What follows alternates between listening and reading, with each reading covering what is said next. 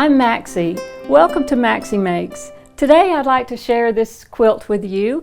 It's made from bright colors and I have 2 blocks in the quilt made from each fabric. Kind of gives you a little scrappy look, yet pulled together. And I'd like to share with you a little bit about the inspiration for this quilt. I was browsing in an antique store in Asheville, North Carolina with my husband one day, and we ran across a beautiful quilt. I didn't buy it, but I couldn't stop thinking about it, and later he surprised me with the quilt. Let me show it to you. This is it. The block that this quilt is made from is called the double T block. And from all the research that I could do, I discovered that it was popular around the late 1800s. The taupey color in the block was originally green. I can tell that when I separated some of the seams. I could see that it was green. So this may have been a Christmas quilt, but we'll never know because there's no label on the quilt. You'll also notice that it has red sashing, and in my quilt I used white sashing. So this double T block quilt is what we're going to focus on today, and I have named it Modern to a T. I designed the quilt in Electric Quilt software, and in playing around with the colors I discovered a neat surprise with another setting that I'm going to share with you at the end of the video, so stay tuned. Alright, here's our block. Let me show you the components that make up this block.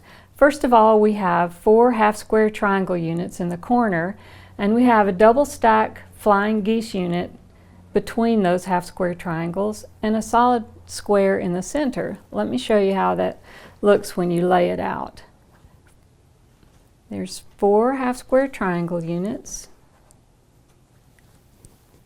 like that, and then we have 2 flying geese that will be sewn together and placed here. Sew those 2 flying geese together on this seam to make that unit. And here's the last set. And then last of all, a square in the center. And there's your double T block. So I want to show you today how to make the half square triangle units and the flying geese in a very easy way. And my favorite way when I have to mass produce half square triangles is to use triangulations. Now this is not a computer program. This is simply a CD of PDF files that you put in your computer and print out whatever size paper you need for your half square triangles. So this is an example of the 3-inch finished size, which is what I've used for this block.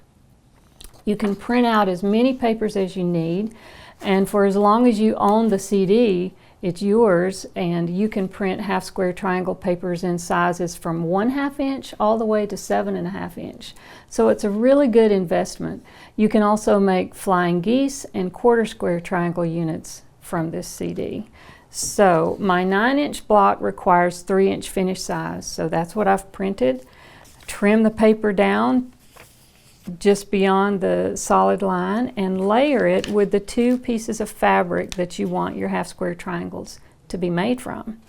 Now this one sheet is going to give me 8 half square triangle units. And remember I said I made 2 blocks from each fabric, so that's perfect. This will make enough half square triangles from this red and white fabric to make my 2 blocks. On the paper you have dotted lines and you have solid lines. We're going to sew on the dotted lines in this grid fashion, and then we're going to cut it. Well, let me sew it for you now. You want to decrease your stitch length because that helps to remove the papers.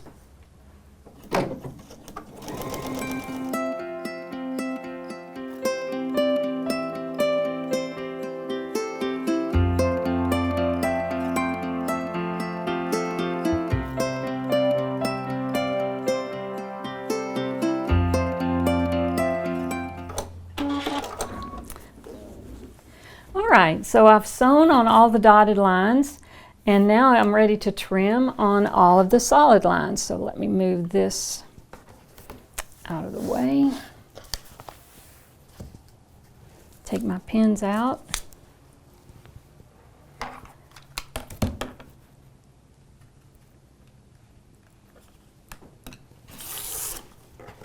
I'll just trim half of it to show you how fast this goes. Won't take the time to trim all of it.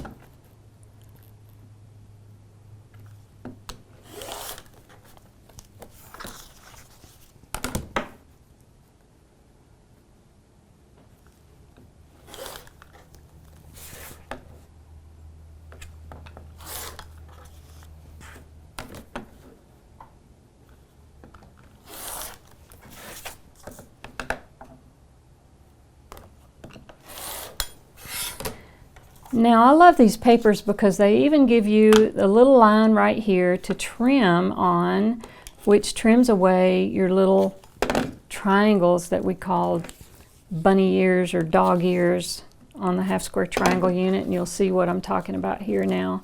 This one is trimmed and ready to remove the paper, and we just use regular computer paper for this. You don't have to have special paper.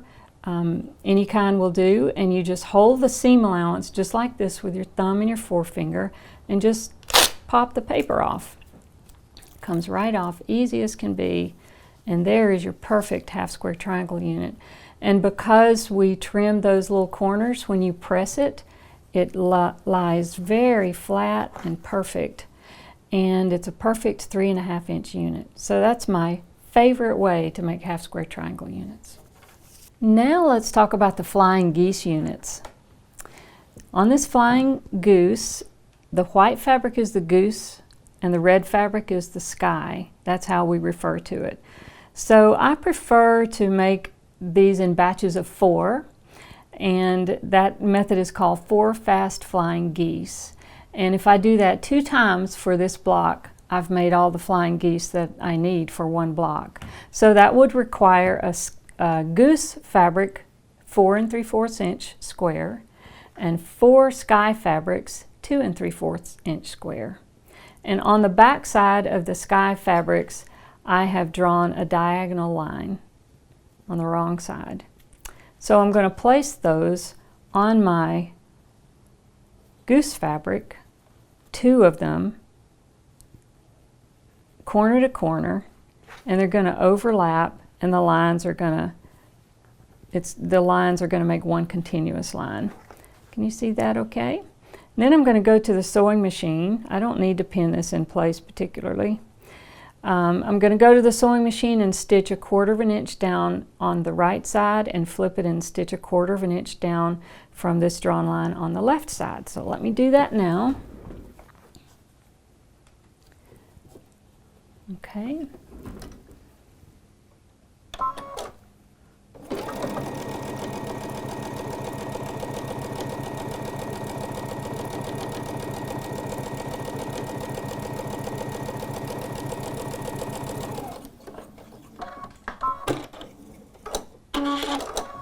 Flip it around and stitch the other side.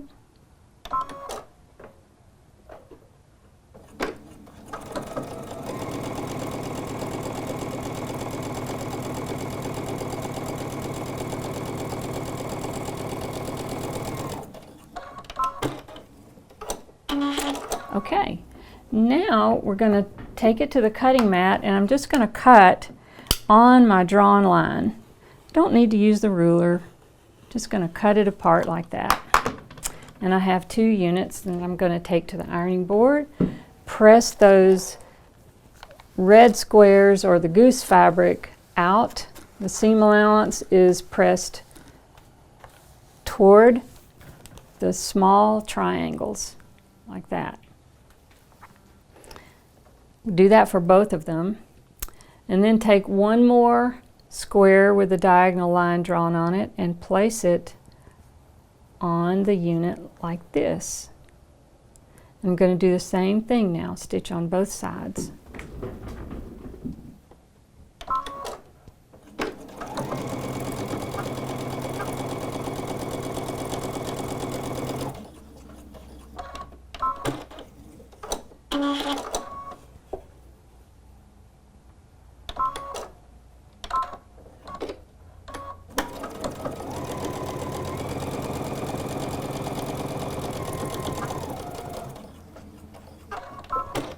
Okay.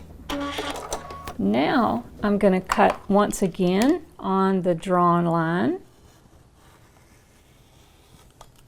And I'm going to press this little sky fabric over, and there is my flying goose. Let me press that and I'll show that to you. I have a little bit of trimming to do now because I like to make my flying geese a little oversized and trim them down so that they're perfect. You know, a lot of us don't even enjoy this unit because it's so easy to lose your tips or your points in the corners, because you've got 3 tips in this unit, one at each corner there and one down here that needs to be perfectly aligned when you sew it into your block. So let me tell you what I discovered. This is the Block Lock Flying Geese ruler. I'm so in love with Block Lock rulers right now. On the back side, I hope you can see this groove right here that they've placed, and you see the 1/4 inch seam allowance is marked all the way around. And what happens when you place that on your unit is that the seam actually locks in place. Can you see what I'm doing there? You just push it over the seam and it's there. You can't move it. You don't even have to look in the corners or at that point right there because it's locked in place. You just simply trim, and it's going to be perfect every time.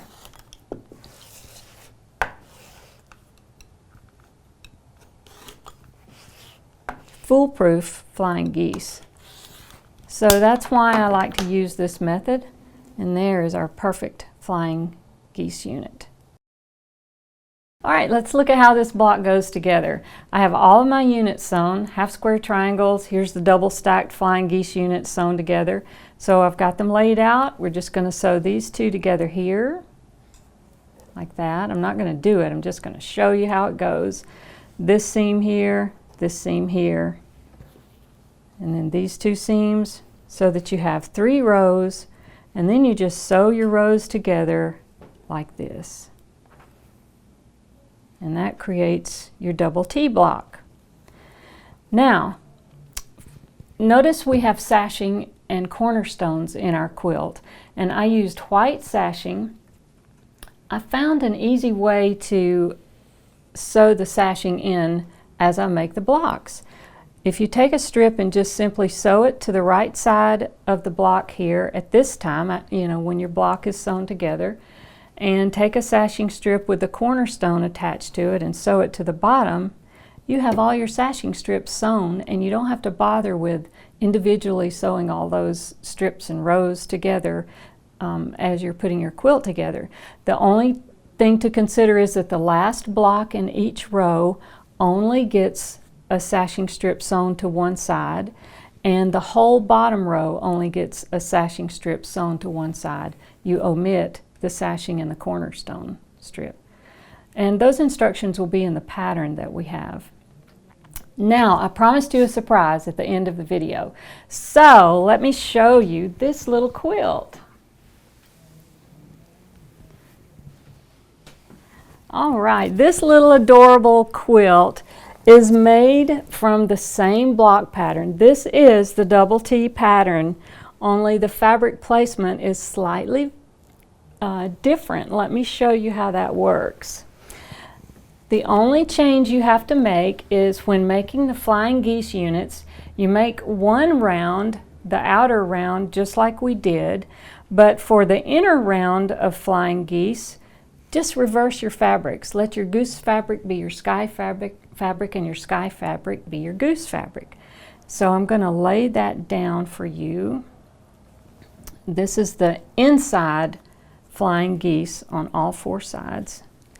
And replace that center red square with a white one.